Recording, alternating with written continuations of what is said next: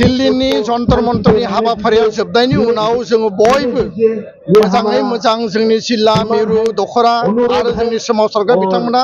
आसामाव बड'लेण्डआव जों थांफिनगोन थांनायनि उनाव दुलाराय बर' फरायसा आफादा आथिखालनि बिटिसि काउन्सिलनि मुरब्बी हाग्रामा महिलारि बिथांखौ जिहेतु बिथाङा सरकारनि मुरब्बी आरो 2003 सनाव बिएलटि आसाम सरकार भारत सरकारनि जि सुक्ति जादोंमोन जि सिक्स शेड्यूल मोनदोंमोन बे सिक्स शेड्यूलनि बिथाखौ मजबुत खालामनाय माने मोर स्ट्रेंथेन मोर पावार मोर अट'नमी आरो डाइरेक्ट फाइनेन्सनि भित्तिखौनो लानानै 2020 नि एकर्ड आरो बे एकर्डआव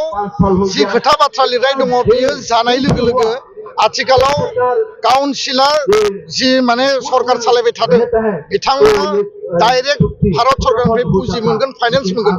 आसाम सरकारनिफ्रायथ' मोनखागोन दा बेखायनो बिथांमोनाबो दायित्व दङ आरो हाग्रामा महिलारि बिथाङा 2020 सनाव बिथाङा सुक्तिनि सासे साखि सागानगिरिमोन उइटनेस सिगनेटरि आरो बेखायनो दुलाराय बर' फरायसा आफादा दिल्लीनिफ्राय थांनायनि उनावनो हाग्रामा महिलारि बिथांजों सावरायनायनि थाखाय जों हाबाफारि लागोन आरो बिथांखौ लोगो हमनानै काउन्सिल सरकारनिफ्राय सुक्ति इमप्लिमेन्टेसननि थाखाय जोङो मदद बिगोन सुक्तिनि मावनांगौ दायित्वआ भारत सरकार आसाम सरकार सुक्ति इमप्लिमेन्टेसननि मेन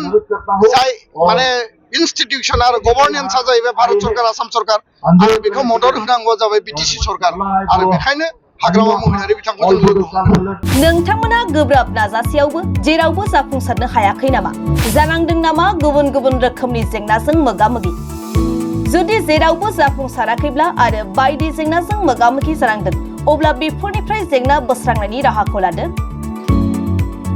मायांनिफ्राय सोलोंथाइ लानाय मुंदांखा तान्त्रिक आरबाज कबिराजआ नोंथांमोननि बेफोर जेंनाखौ बोस्रांनानै होगोन बयनिबो गेजेराव सोमजिबाय थाग्रा जेंनाफोर जेरै सोलोंथाइ लानायाव सोमजिनाय जेंना हास्थायब्लाबो साख्रि मोनैनि जेंना फालांगियाव जेंना सोमजिनाय हा हुनि जेंना बिसि फिसायनि गेजेराव दावराव दावसि जानाय मोजां मोनलायनायाव हेंथा सोमजिनाय जेंना जुलि जानायनि उनाव गथ' मोनैनि जेंना फेग्रा एबा निसा मुवा लानायखौ गारहोनायनि राहा सुथुरनि गाज्रि नोजोरखौ दानगारनाय जुलि जाखांनायनि उनाव गुबुनजों मोजां मोनलायनायनि सोमोन्दो लाखिनाय राजखान्थि बिथिङाव जेंना बायदि बायदि जेंनाफोरखौ गैया खालामनायजों लोगोसे गोसो बोनो हानाय गोहोनि ताबिज एबा राजमुहिनि ताबिजखौ मुंदांखा आरबाज कबिराजनिफ्राय मोननो हागोन